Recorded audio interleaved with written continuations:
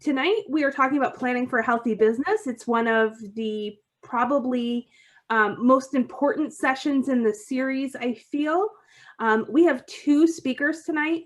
We are super, super lucky to have Tanisha Baptiste from the SBA and Rich Balistrasi, who is one of our commercial lenders. And both of them, Tanisha deals with people like you all day long, waiting to people to get startups to help them with their business plans.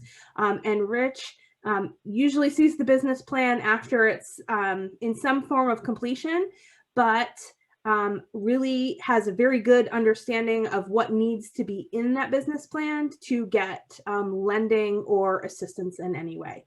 So with that, I am going to turn it over to them. Great, thank you. And thank you everybody for joining us tonight. I know everybody's got busy schedules, but we appreciate you taking the time to meet with us. Tanisha, thank you for joining us as well. As Mary said, it's great to have different perspectives and different ideas. And she's got a lot of great experience with working with business owners in that initial planning stage. So, a couple of our goals tonight, as I move on to the next slide here, are really a few takeaways. But again, we're fortunate that we've got a small enough group. So if there's things that we can do to help personalize this and tailor it to what you're looking for, please, put something in the chat or let us know if there's something that we can help cover. But a few of the key things that we're going to walk through is one is a case study, but that's really going to illustrate some of the principles that we're going to be talking through. And then also in the business planning, it's a 4-step planning model that we're going to present tonight that really lays it out and kind of a clear and clean cut way to look at this. And again, everything is going to be tailored specific to you, your goals, and your business. And that's something to keep in the back of your mind as you go through this and we talk about it. Because really, from one thing I've seen is there's really no standard process. I mean, that's kind of the fun thing in looking at these types of business plans and thinking through these is everything's unique and there's always a number of different ways that you can kind of look at it. So again, just some of the learning objectives here, really to go through the planning process, trying to take, if anybody attended last week, kind of looking how to take that initial idea, put that into a plan and start, working towards implementation of that plan and some things to think about along the way. Figuring out the importance of a healthy credit score. And this one I can't emphasize enough, is healthy relationships, with lenders. And I'd say, your attorneys, your accountants, really all of those people that you're going to rely on through this whole process. Again, it's great to have a diverse perspective of different ideas. But having those relationships and people that know you and know what you're trying to achieve, they have some of those, that background and expertise to kind of navigate some of those hurdles that you may see coming down the road. And then also how to motivate stakeholders in your business. And again, there's a number of different stakeholders when you actually formulate the business plan. So understanding who they are and what's the key driver in each of those is really critical. Tanisha, is there anything that you wanted to add that I didn't cover? Or? Nope, you covered quite a bit. The business plan, I always start with one, it is your roadmap to your business. You can't get to where you need to be without that map. So it is going to be the single most important document that you have as you start your business. In terms of building relationships, one of the acronyms that I'm a big fan of is to always assemble what we call your BAIL team. BAIL, anytime that you're in trouble, these are the folks that can help you. You have B, who is your banker, A, who is your accountant, I, your insurance agent, and L, your lawyer. So you are not going at this alone. You're going to have the help of all of these people on your BAIL team as you go through this process as well. So that's the only thing that I had to add when it came to the learning objectives and kind of setting the tone for where we're going to go tonight.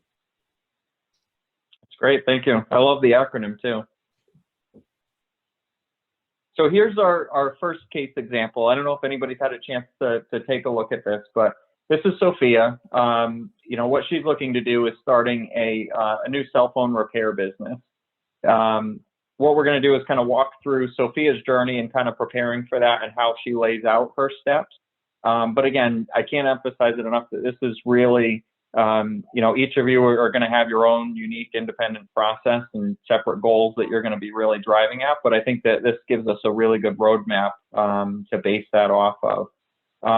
And this is a key point that I really try to reinforce, because it's really important, is when you're doing the business plan, you know, as you can see in the third bullet, you know, the planning process will change along the way. And to me, I've always viewed business plans as really a dynamic document. You know, it's something that's going to change over time.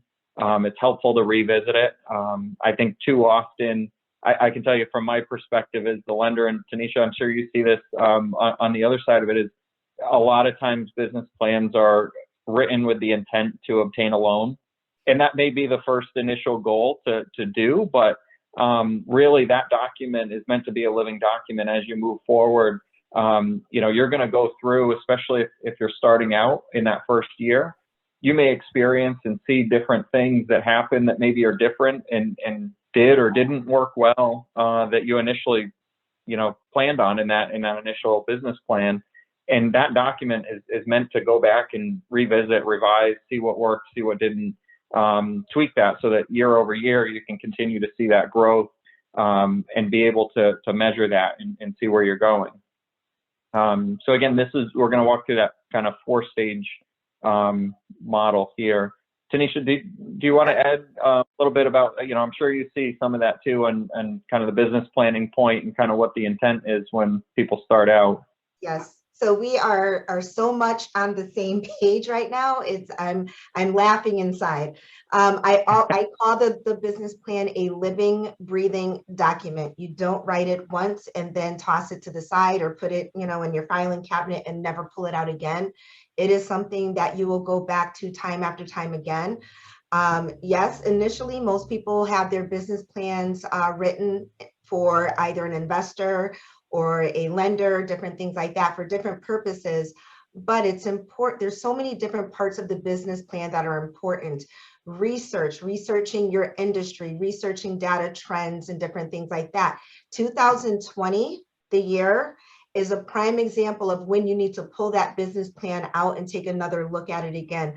A lot of business were forced to change their entire business models after 2020 and adapt to what we have now, what we're doing now, a virtual environment, whereas in 2019, this class would have been done in person, right? But here in 2021, we're all in this virtual space. So I think that is a perfect example of why this is a living, breathing document. Absolutely. So, you know, thankfully we have a small enough group. You know, if I'm kind of curious, kind of where everybody is in the planning stage, because we can kind of tailor this a little bit to where you guys are.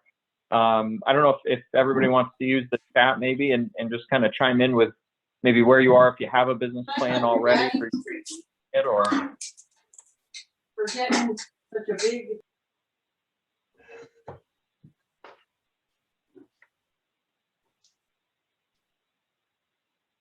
See, that Mary is so much better at this than I am. So she just put up a great poll here about kind of where you are in the process here. So if everyone wants to take a quick minute, you know, it'd be great to kind of know where you're at, and you know, especially if there's any kind of hangups that you guys see or have, you know, we'd love to hear about it so we can make sure we can address those while we're working through this.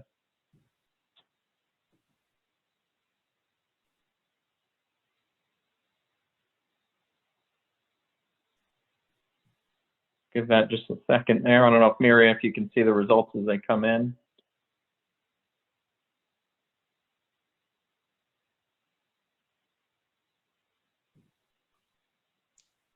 Oh, looks like you're on mute, Miriam. I see people are typing in the chat. Chuck said that he's still up. Here's the actual poll that just popped up. Ah. Okay, just considering 60%. Not sure. Perfect. Mhm. Yeah. So I think you guys are in, a great stage for this class in particular to be, working through this, because it sounds like everybody's in that stage. So I think you guys are in the right place, and hopefully we can get you a few good takeaways out of tonight that'll help you prepare that. One thing, Tanisha, I don't know if maybe you could just mention a little bit about some of the tools just starting out that are available on the SBA site, because I think it's always great. I think in this early stage, just looking for formatting things and stuff like that, just as a base to start. I think that it's great to look at some of those. Absolutely. We actually have training modules on our website. We offer courses as well. But one of the things that we have are resource partners, and I think that they are very important, especially when it comes to the business planning stage. We have our SCORE volunteers. They will link you up with a mentor. They're located in every state. And we have we have 8 chapters and 34 satellite offices here in the state of Connecticut. The Southeastern, if you guys are down in Groton, the Southeastern Connecticut SCORE chapter is the best. And I'm not even saying that to be biased. Statistically, they are the best. They have been rated one of the highest year after year in the nation. So definitely look them up, SECT SCORE, Southeastern Connecticut SCORE. They will help you with this business planning process. They will not write it for you, but they will sit with you and help you to kind of streamline your ideas. There's a template on the SCORE website that walks you through step-by-step building a business plan. They can help you with those financial statements that you're going to need when you go over there to Rich, asking him for some money. He needs all of those financial statements, projections, especially since you are all startups. You won't have historical numbers. You'll need projections, and that can sound very scary to someone without a finance background. But we do have volunteers available to help you. We also have our small business development centers. And I believe in this case study, she actually went to a women's business center, who is another one of our resource partners as well. So there's a lot available out there, and everything from SBA and our resource partners is available to you for free. That's great. Thank you. And I think that's the important thing too, is, I think attending a seminar like this is great, and we want to get you a lot of good information, but, I don't want you to think that this is the end either. There's a lot of resources out there and available to you at no cost. And as Tanisha said, great people always willing to help. So as we move through, okay. So here is the 4-step model. And again, we have this in the participant guide if you wanted to take a look at that. But these stages, and again, these are kind of moving parts, but the first one is back of the napkin, plan, go or no go. So this is kind of the stage, a little bit of what was covered last week about, am I ready to do this? Is this a good idea? Is it viable? Does it fit within my goals? Step 2 is the resource plan. I think that's one of the very critical stages in putting together this plan is, what do you need at that stage? What's it going to take to, if you're starting up a business, what do you need? What do you think the first, 6 months are going to look like? And how do you get through that period?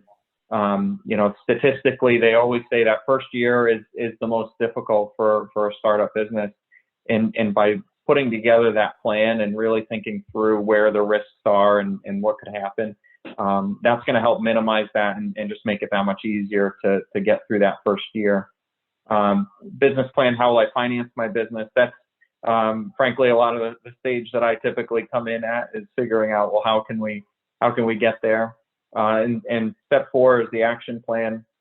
How will I manage my healthy business? Because you can have the best laid plan, but execution is really critical, especially in that first year, as I mentioned. And again, just driving home that point that this is a living document, so revisit it constantly. If something's not working, it's good to revisit it, because I've had businesses that I've worked with that, the first month or two, maybe things didn't work out to their plan. They went back to the plan to evaluate, is it something that isn't working, or is it something that just takes a little bit more time, because it just helps kind of narrow down, what are you working, against, what kind of challenges are you having, what opportunities could you capitalize on? Tanisha, did you want to add some of your background to that?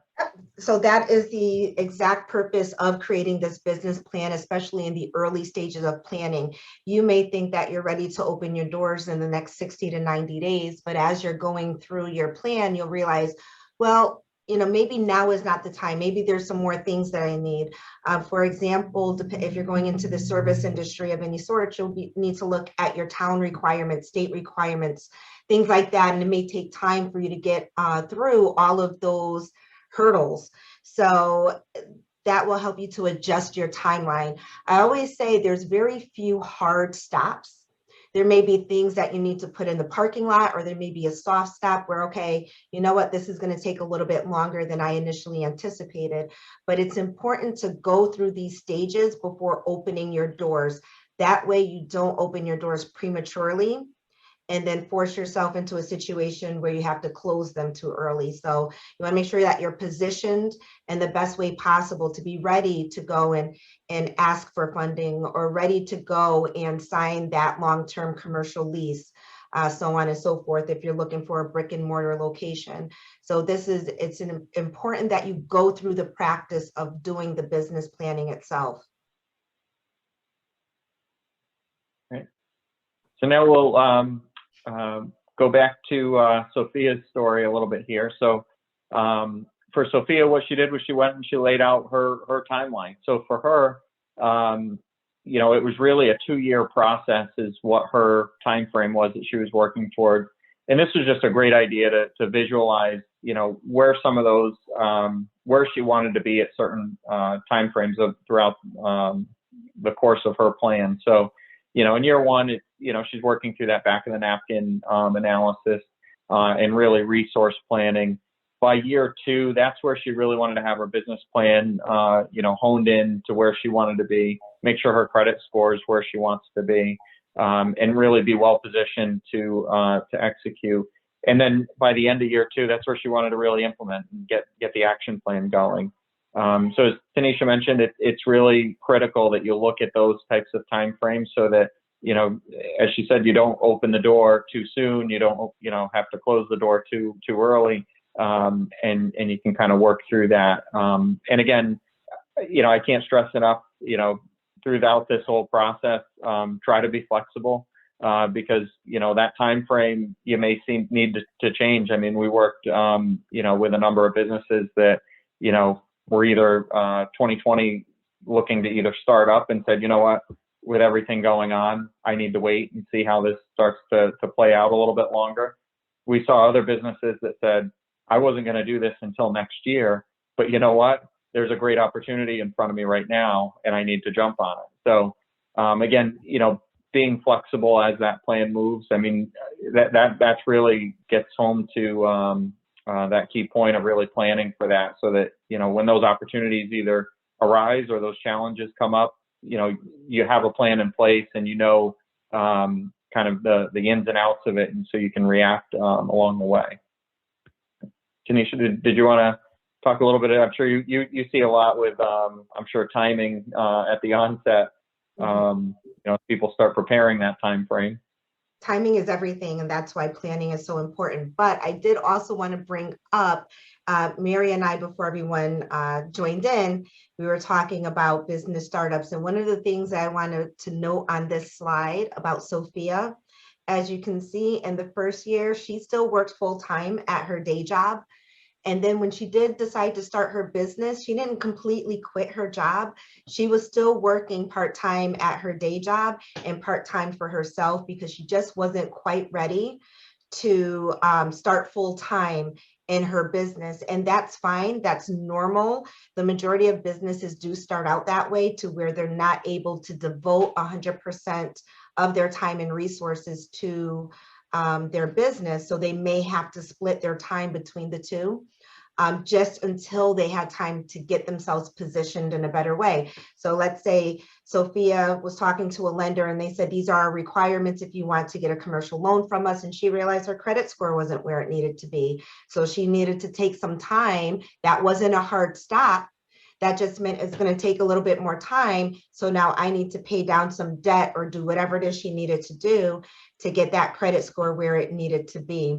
So again, there's no hard stops. You just have to, as Rich said, be flexible and know when you need to adjust your plan and do some other things ahead of time before you jump right in.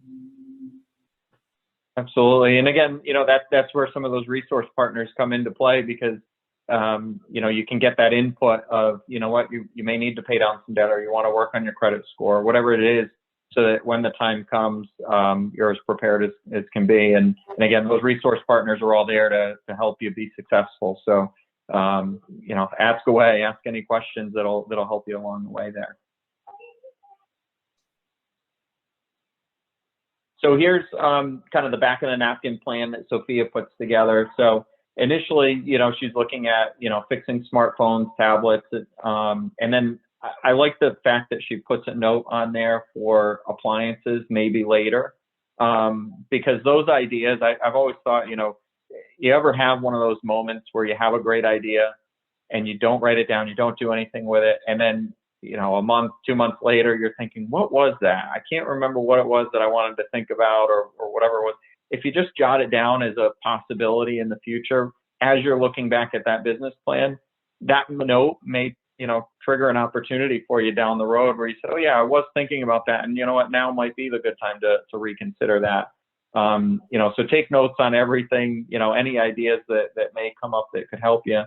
Also figuring out, what is my credit score? Do I need a website? Who is my competition? Who can help me with these answers? And this one's always my favorite. Am I ready for this? Because again, timing is critical. And at the end of the day, even if, now is the right time for an opportunity, if you yourself are not ready to execute on that, it's critical to know that, what is your goal, personally, what kind of business do you want to have? How much time do you want to devote to it? Thinking through all of those things at this stage is really critical to figuring out, is this a go or no go? Or maybe it's a sort of go. Let's start it, as I see online all the time now, the new term is as a side hustle. Is that the way to get started? There's so many different ways that you can think about it, and those are the ideas right now.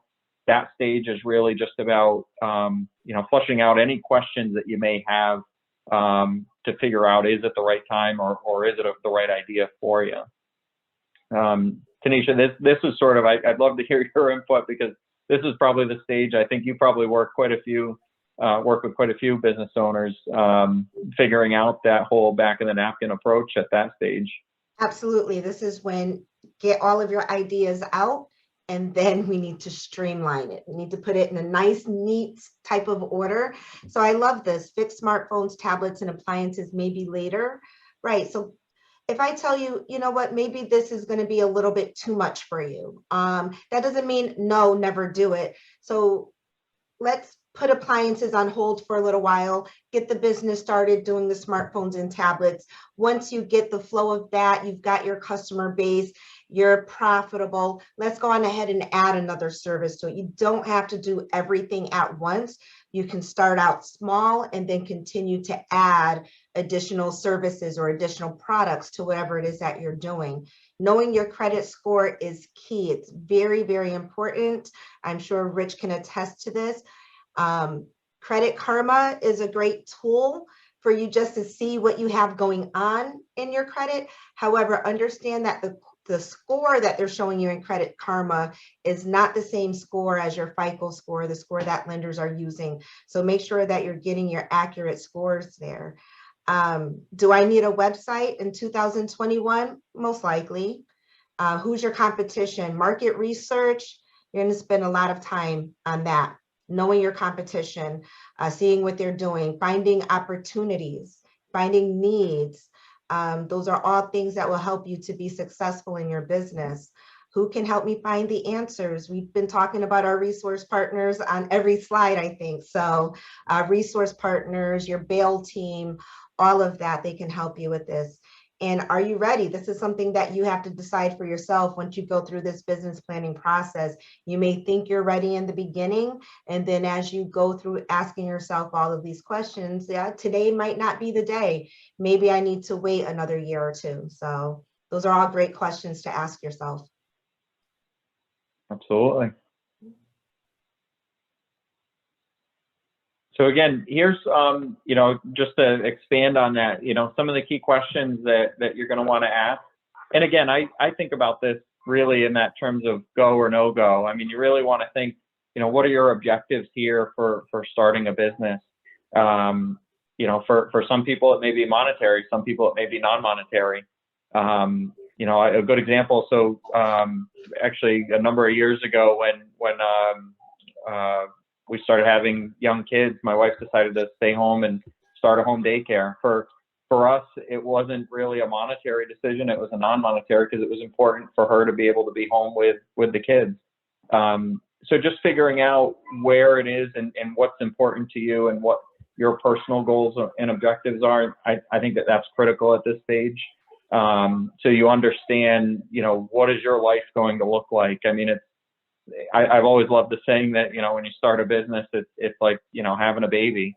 It really kind of is. And, it changes your life, and you got to figure out, well, how is your life going to look, with that business?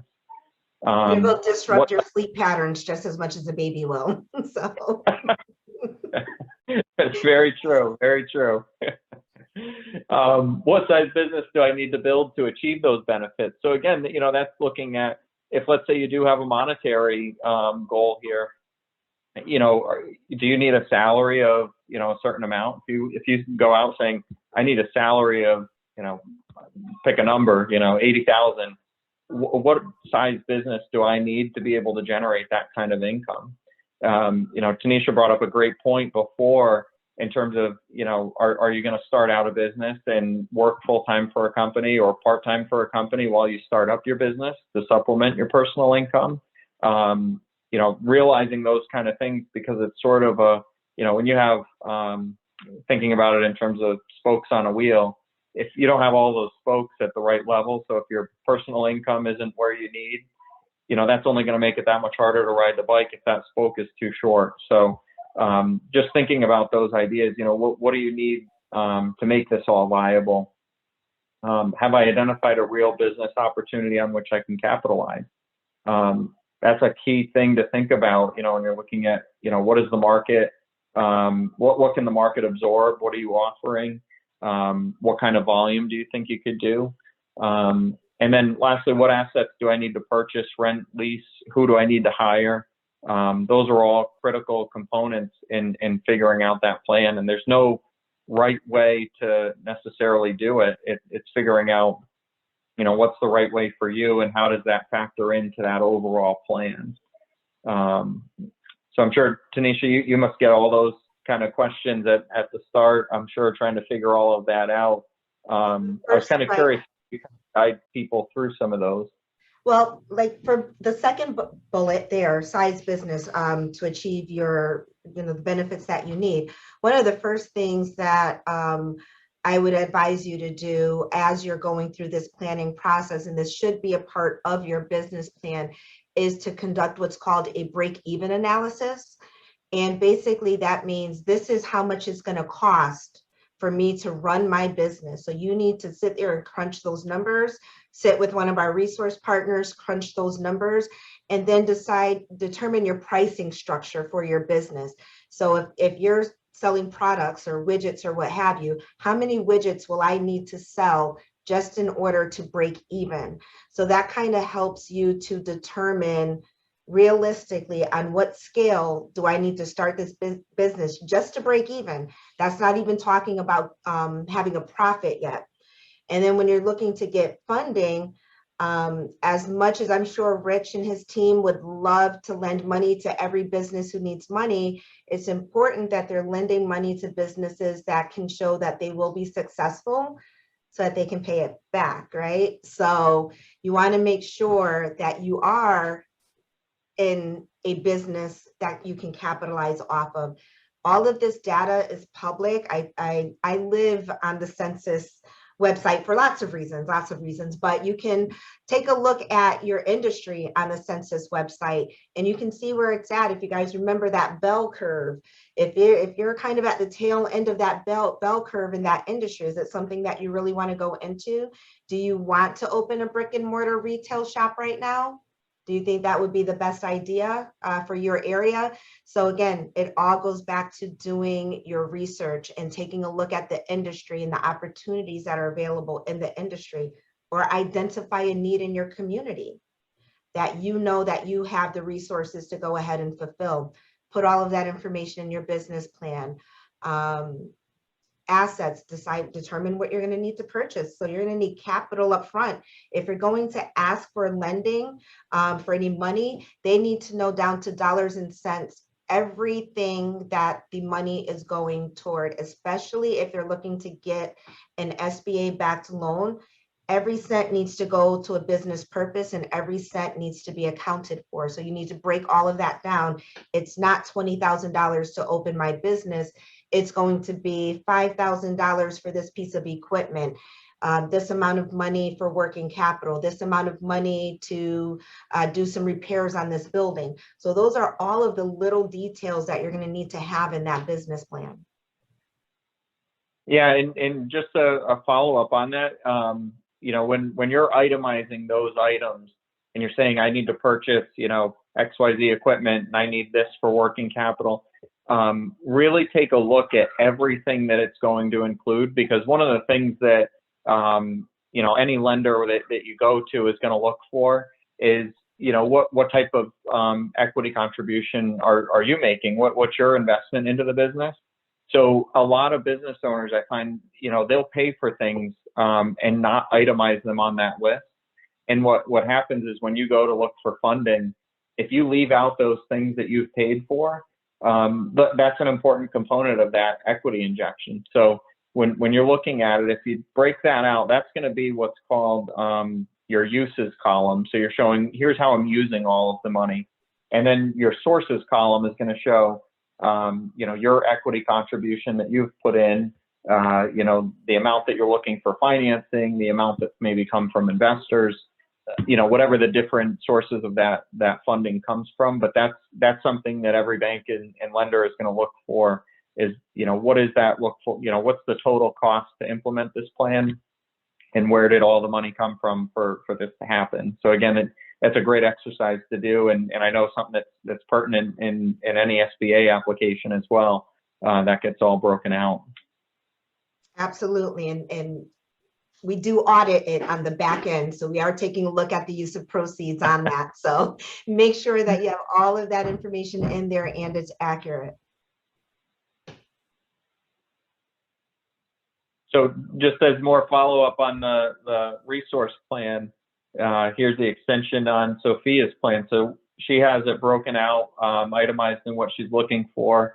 It covers a number of different expenses, space, equipment, supplies, skill development. I think that's something that actually a lot of people overlook, but I've worked with a number of business owners that it was critical that they get, you know, some type of certification or something like that adds to the credentials. You know, those things are all important to include in there. Staff, accounting, bookkeeping, insurance, taxes. I mean, this is the place that you really want to look at, you know, hard. The first 6 months, what's going to be critical for you to get started at that point, and come up with the total. And one thing that I do think is critical at this stage is this note here. You know, living expenses are not included in a resource plan. So again, this is the part where you're trying to figure out, you know, here's what you're going to need to start this business and make it viable. But there's also got to be that secondary component of, you know, what are you doing to support your living expenses and your personal debts and things like that during that period. You know, every lender does what's called, they do a cash flow analysis on the business when we evaluate a business plan, but then we also do what's called a global cash flow analysis. And what the global does is it looks at okay, the business looks great. It looks like it can afford to repay the loan.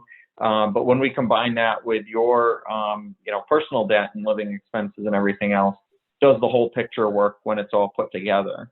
And that's something critical. And it goes a little bit to the point earlier when we were talking about looking at a credit score, how much personal debt you have, and figuring out, is this the right time for you? Do you need to pay down a little bit more debt that would give you a little bit more flexibility? Do you have enough savings on hand to help kind of get through that initial 6 months? I mean, all of those are important considerations at that point. But again, it's sort of separate to this plan, but I'd say equally as important when you're really taking a look at that. Tanisha, is there anything that you see that might be a commonly overlooked kind of thing or important to add into this area? Staff. If you are hiring staff, employees, one, know the difference between hiring an employee and outsourcing a contract. The state of Connecticut definitely has insurance requirements. You have to have unemployment insurance if you're hiring employees. If you're in any other state, they have all of these rules as well. So you need to take that into consideration. In addition to their salary, are you offering them any types of benefits? How much is it going to cost you in insurance fees and different things like that to have staff on the books? So sometimes you think, okay, I'm going to hire staff. I'm just starting. I need a basic secretary. I'll start her out at minimum wage, and then you're going to account for that in exact numbers. You're going to be off by a little bit. So you need to do the research in what it takes to hire employees, and then determine whether or not you want someone permanently on your books or if you're going to outsource for those types of services. For example, Sophia has an accountant and a bookkeeper. She can always outsource a firm where they're not necessarily an employee for her. Make sure that you're looking at insurance and tax requirements. We talked about skill development, but any licenses, you want to check federal requirements, state requirements, and your municipalities, your city and town requirements as well when you're opening a business. Absolutely, a lot of great points, and just drives home the importance of the planning piece of this. And one thing, this is more of a subtle part of the plan, but I can tell you from the lender's perspective, one of the things that we're looking at is when we look at a plan is when it all comes together, does the overall picture make sense? And so to Tanisha's point, when you're looking at hiring staff and employees, if your business model is, say, to be really high-end service, high touch, high visibility, but you want to run it on a very tight skeleton crew at minimum wage, those two concepts are kind of conflicting with each other. You might say, it's going to be a high service, high touch business. You might need to pay a premium to get somebody with the skill set that can execute on that, or a specialty that can provide that service. So again, that's the types of things that lenders are often looking for in a plan is overall, do all of these components kind of jive and make sense when they come together.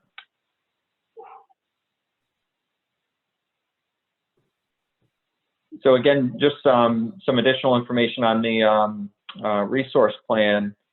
For here, this is where we're getting a little bit more into that sources column. Oops, I'm a little too quick on clicking. But what Sophia's really getting at is here's her total estimated startup cost. Here's Sophia shares her owner's equity. So this is her equity injection. She's saying it's going to cost me $21,000 in total. I have $7,000 saved to contribute to this, so I'm looking for $14,000.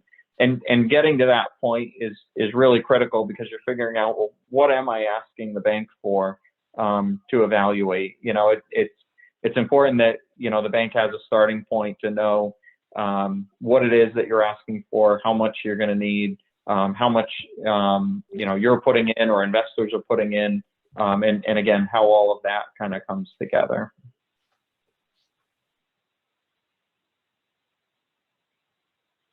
So this is going back a little bit more to use Tanisha's acronym, your bail group, interviewing, you know, your stakeholders, competitors, business owners for ideas.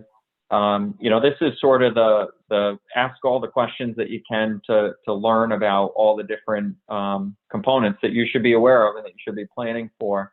And one question that I get a lot on this slide in particular is asking other business owners for ideas. And a lot of people think that that's a little bit of a foreign concept. You know, you may be competing with some of these people.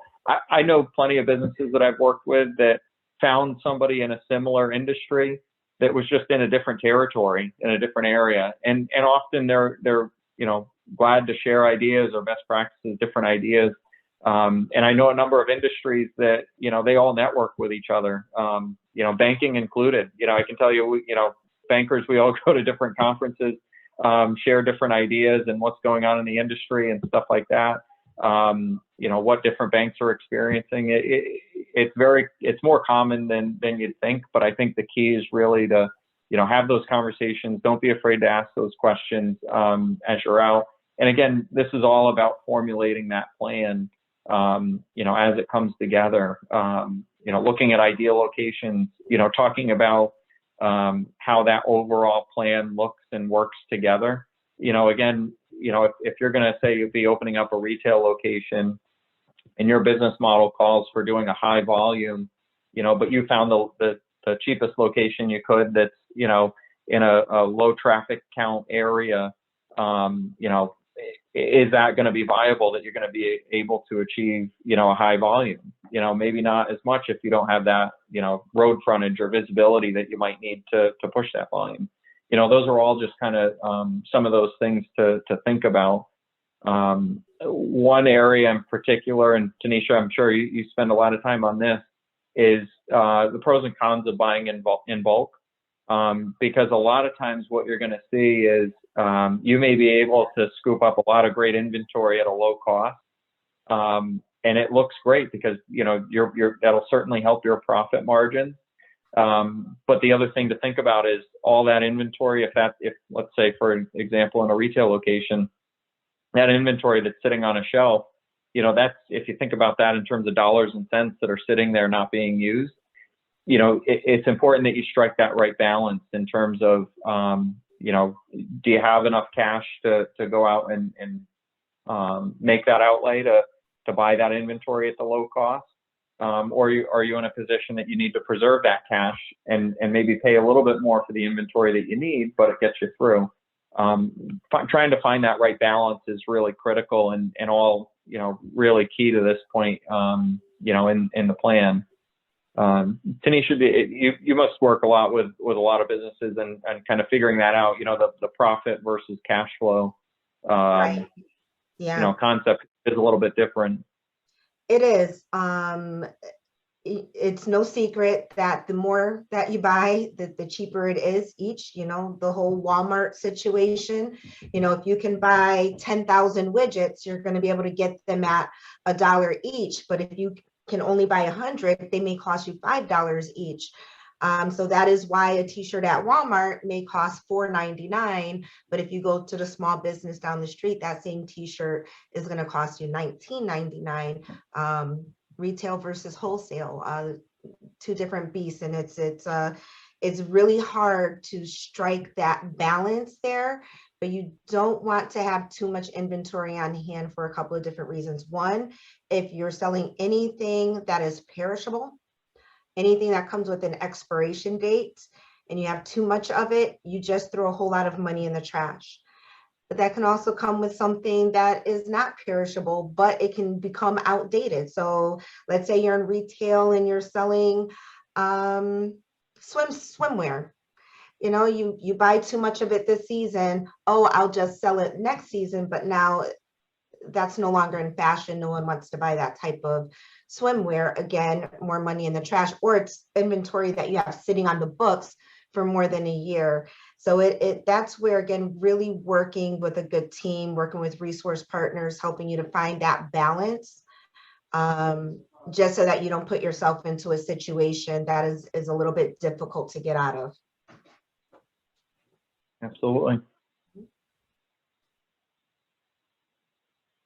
And then, the final question, am I ready to go on to the next step? So that's, really getting to that point where you've got the cohesive plan, you know what you need, you know how you can get there, and then figuring out, are you ready to take that next step? So just talking a little bit about the business plan, I can tell you, it's very analytical. Everybody wants to look at the numbers and figure out, does it all make sense? But also it's important to tell the story, because I can tell you, I've had businesses that have come in with a plan, where, the whole goal is to really get the reader to look at your vision and understand, where it is that you want to go, and what it's going to look like at the end of the day, because, we work with a lot of different customers, a lot of different companies, and we see all different things on what people do and how they do it. And a lot of them, that's not our expertise. It's I always use the example of somebody, say, a woodworker that's going to build chairs. I may not know, all the ins and outs of building the chair or what it's going to look, but if I can see, the owner's vision for that and what it's going to look like, and how that all comes together, that's really important, because the whole goal is that we see, why is this going to be a viable business out of this business plan? So, again, just telling that story of why it makes sense, what's your experience and background in that industry? That's another critical item to figuring out, okay, does it kind of fit the whole story, and does it all come together? Convinces others to take a stake in you, and projects in 3 years into the future. And again, I think that's the whole idea, is figuring out, here's the great idea, here's why it makes sense, here's why you're the right person to do it, and how do you, what's it going to look like in the next couple of years? And again, going back to the beginning, that may look one way now, and that may be what you think your company looks like in 3 years from now. But always stay flexible and always kind of revisit that plan, because 3 years, it may seem like a long time, but you can also kind of blink and it flies by too. So just trying to stay flexible and understanding that you may start out with the best laid plan, but things shift and change over time. There was a customer that actually I worked with. This was about 3-4 years ago now. Started out, his entire business plan was centered around having a number of contracts, all for wholesale. Thought that was going to be 90% of the business. We underwrote the loan based off of basically letters of intent from suppliers that were willing to buy from him. And then he was going to have a small retail component as well. Fast forward, 6 months in, he consistently had lines out the door in the retail location, and quickly realized, well, the wholesale opportunity was great, but the retail demand was completely different than what was expected. So next thing you know, the business model is pivoting, and now I'd say the percentages are almost reversed. It's probably 90% retail and probably 10% wholesale. So or even less. And, just understanding where those opportunities are and being able to adjust and recognize those things.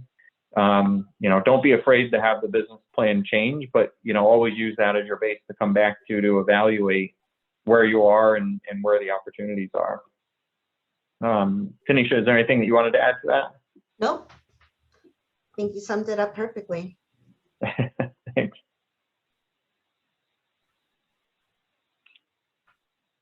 So let's take a look back again at Sophia's business plan. So here she is, fast forward a little bit. She's worked hard, she's raised her credit score. She's met with her banker several times to get feedback and advice.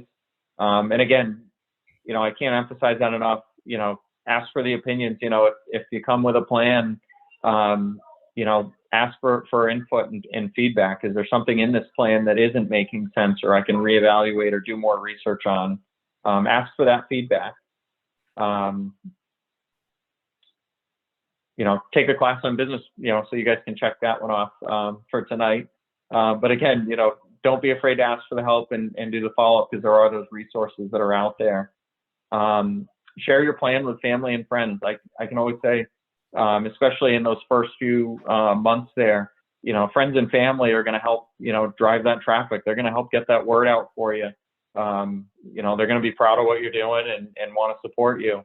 So don't be afraid to take that support and assistance as they help you grow. And then, in Sophia's case, the process took time, but it paid off. Family and friends actually helped fund her startup costs. And that's the thing, when you're in this, I've always said business owners a lot of times, might feel like they're on a little bit of an island. They're in there trying to figure it out. But anytime you're ever feeling that way, just know, there's a whole resource of partners that are out there for you, whether it's family, friends, or your bail group.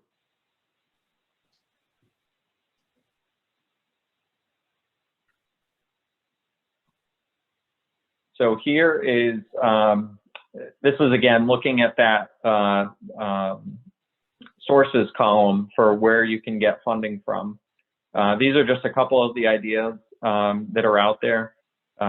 Angel investors, often, these are kind of wealthy individuals that are out there looking to invest in a lot of times startup companies.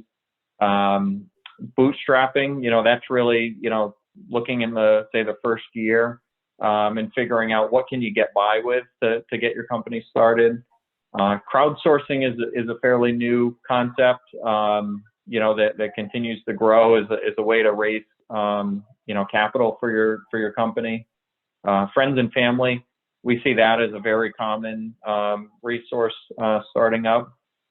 Incubators, that's another area that's growing in popularity. Local, state economic development organizations.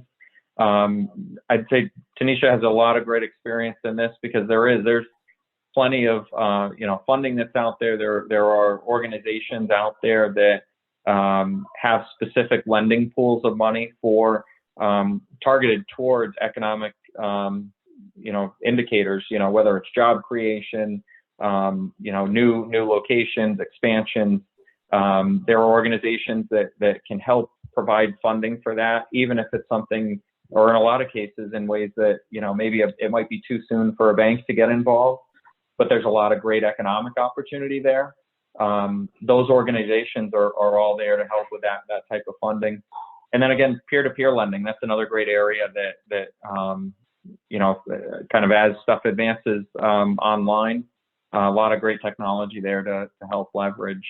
Tanisha, you must see, especially on the economic development organizations, I would imagine you see quite a bit of assistance in those types of areas. Absolutely. When it comes to financing your business, a lot of times, especially if you are a startup, if you're in a risky industry, if there are things that are just not quite all the way there, making you bank ready, we do have a microloan program. And that is a great place for you to start. You can get a smaller loan up to $50,000 with one of our micro lenders. You can go ahead and open the doors to your business. One of the great things about them is throughout the duration of the loan, they also offer technical assistance. So any questions that you have about your business, they come and check in on you, see how things are going. Once that loan is paid off, at that point, you may be ready to go and see Rich for a larger loan to grow your business, expand the location, get more heavy use equipment, different things like that.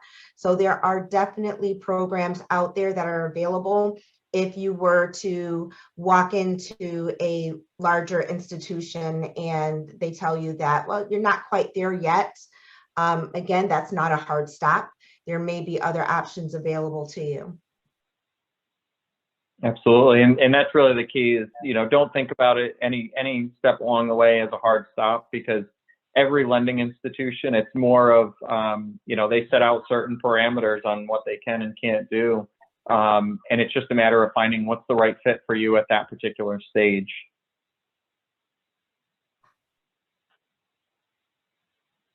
And so again, as Tanisha mentioned, the small business loans in particular, are another resource, as well as venture capital, which, those are usually investors that are coming in with different ownership stakes in there.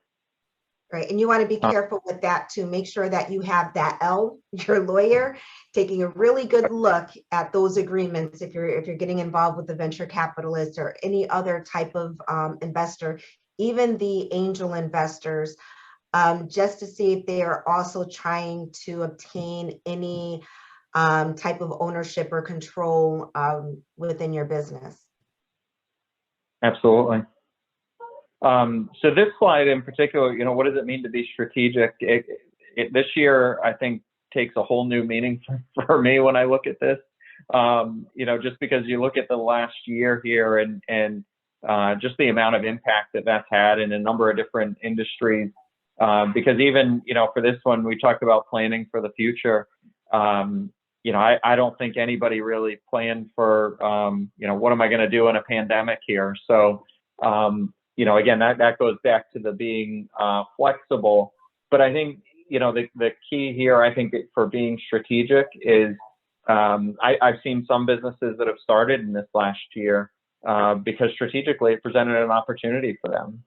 I've seen cleaning companies, for example, that have pivoted towards doing, different types of office sanitation and things like that. So just knowing, where are those opportunities and being nimble and trying to figure out strategically, where do you want to go to continue to grow and continue to be profitable.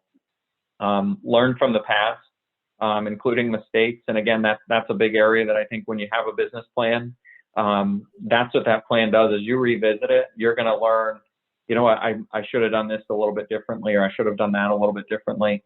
And as you grow and expand over time, those are going to be key lessons that you're going to be able to go back and reflect on. Because I think a big part of any business that's growing is, taking that time. And I know it's hard because as a business owner, you wear 100 different hats, but taking that time to go back and reflect on, what's worked, what hasn't, what types of changes you may want to consider or should consider. Another big one, minimizing risk, thinking about where your risks are. I mean, that's something as bankers, we ask a lot of times, where's the risk in your business? What are those types of things, and understanding them. And it's not a bad thing to talk about, because understanding those risks, understanding kind of the what could go wrong, you're never going to guess all of it. But having a good idea of where those risks are really can help position you over time to be able to protect that downside in any of those cases. And then an action plan helps you stay strategic. So, again, just trying to figure out for the future, where do you need to go? What's going to be important to you as you continue to grow and expand? If your business plan calls to be set up to produce X number of widgets, if you're going to continue to grow, what are you going to need to get to that next level? At what point do you max out the capacity of your equipment? At what point do you need to hire additional staff?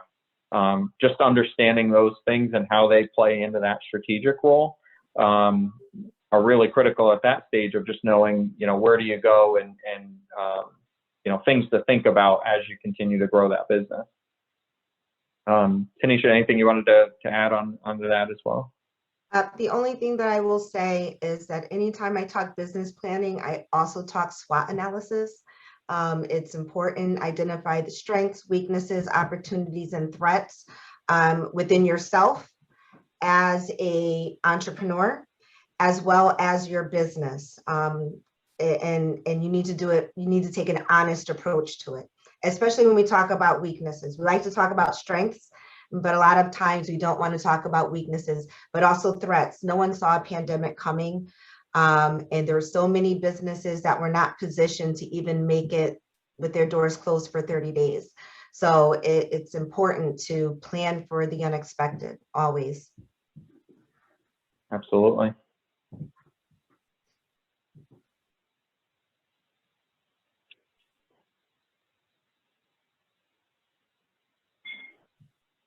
Oops, sorry, a little technical difficulty there.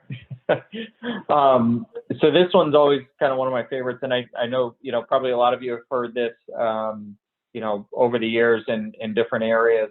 But setting those SMART goals is really critical in your plan, because that's how you're going to evaluate, is something working or is it not? Be specific, measurable, attainable goals, realistic, and time-oriented. Those are really critical when you're putting together that plan, because just from a timing perspective, that's the best way to plan, is if you have a goal of, doing something within, so in Sophia's case, in 2 years, how are you going to get there, and what steps do you need to hit along the way, and break them down into small chunks. I know there was a company that I worked with that was heavily sales oriented. And so they knew that they had a certain success rate. They knew that, out of every, 10 customers that I talked to, I get 1 sale. So what they did was, when they backed into their projections, they said, I'm going to need to make, 50 calls a week. And then you can kind of back into, is that attainable, and how do you get there? One of my favorite stories, it actually turned it out to be a success, was I had a company that was, or a buyer very early on, that wanted to open up a grinder shop. And so he put together a great business plan. I looked at the financials that he had. Company looked very profitable. And when we sat down and kind of dug into those projections a little bit, what we found was, to get his revenue number, and again, I can't remember the specific numbers, but it worked out to be, 500 grinders a day is what he would have to sell to meet what he was projecting. And when we did the math, and he backed in, and he said, you know what? He goes, that's not reasonable. I'm not going to be able to attain that. And it was sort of an aha moment for him, because he realized, this isn't going to suit my goals and what I want to do. Even if I thought I could sell that many grinders in a day, I know I'm going to be working, crazy hours trying to get there, and that's not the life I wanted. So in the end, he ended up actually kind of pulling the plug on that plan. And the reason why I say it's a success is because fast forward another 6 months later, he found another opportunity that was much better suited for what he wanted to do. And it worked out really well for him. And in the end, he ended up with a new successful company.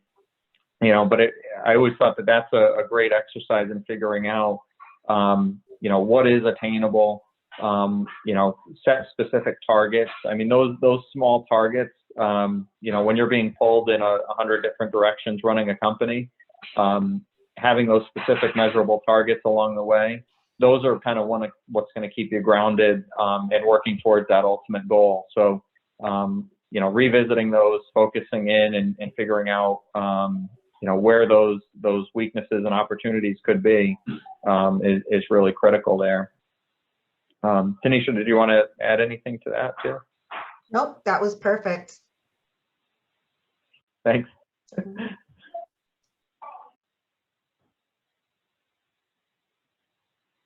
So again, just to kind of recap, making them specific, measurable. So these are the kind of things too, when you're looking at allocating your time and resources.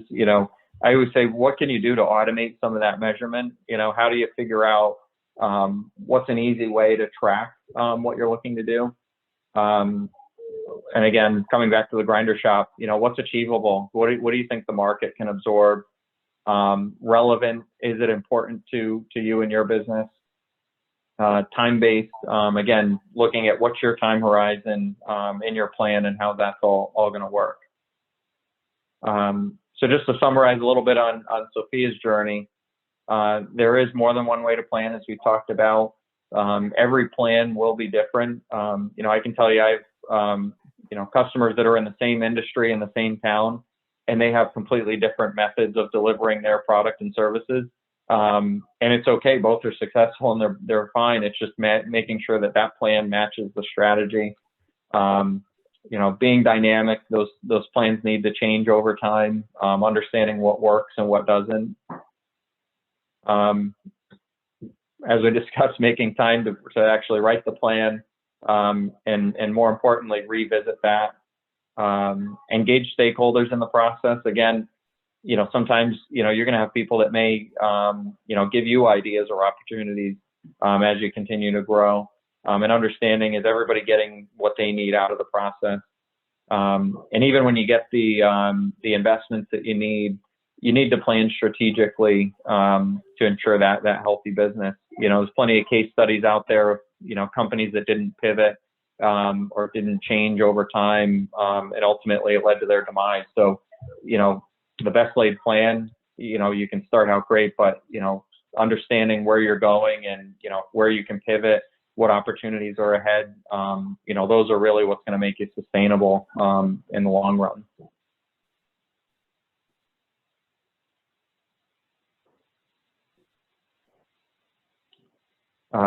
So again, just reiterating, the one on this slide, that I always like to emphasize, and we've talked about it a little bit tonight, is really asking great questions. Rely on those resource partners around you.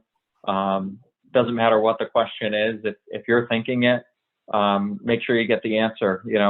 Don't be afraid to ask. Ask for those resources and that guidance, because I can tell you from a lender's perspective, and I know your attorneys, your insurance agents, your accountants, everybody feels the same, is that when you find that partnership, it truly is a partnership, and it's sort of everything works if everybody works together, and you can rely on each other to have those conversations and dig into those questions, develop those stakeholders through the process, make logical decisions. I always thought that's one of the big things with having a business plan. It sounds very basic, make logical decisions, but sometimes it's very easy to act on emotion or reactionary to something that's happened. But that business plan will kind of ground that in terms of what's your mission and what's your goal, and does that decision tie back into that?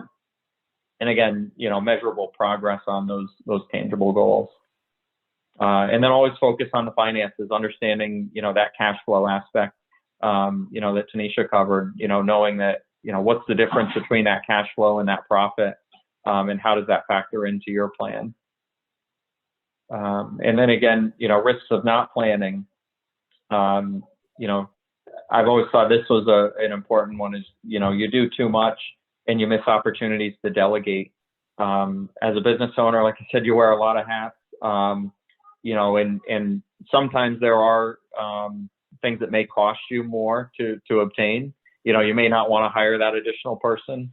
You may not want to hire out that extra service, but every one of those that you don't do sometimes pulls you away from the things that you really do need to focus on as the leader of that company, which ultimately leads to a risk of burnout. You don't want to confuse, alienate investors, fail to do the math or quantify the success in practical business terms. You want to understand, what are the things that you need to celebrate and that you should be celebrating, but also put that into some quantifiable terms of you hit your goal, or what was important to you that you did achieve as you continued to grow. Any other risks that you can think of, Tanisha, that would be helpful to kind of cover here? Or I think for me, and one thing that I've learned between speaking with business owners as well as speaking with lenders, writing this business plan, it seems like a lot of work, and it is a lot of work, but it is important that you do the work. It is important that you actually go through the process of writing your business plan. There's a lot of things that you can spend your money on. I would not suggest that you spend your money on hiring someone to do this for you. I've spoken with lenders. Most of them can tell when you do not write this plan yourself. And for most of them, it's not a good look when they realize that you're giving them a business plan that you hired someone else to write, or that you pulled numbers off of the internet for. Again, Rich can tell if the numbers don't make sense, right? So if you look at what somebody else's numbers were, what their 3-year projections are, for someone that lives out in Los Angeles, it's going to look a lot different from what your 3-year projections are going to look like coming out of Connecticut. So it is important that you actually do the work and go through this process of writing this business plan yourself, go through this process of doing this research and developing these relationships with these stakeholders is only going to benefit you and your business in the end. Absolutely.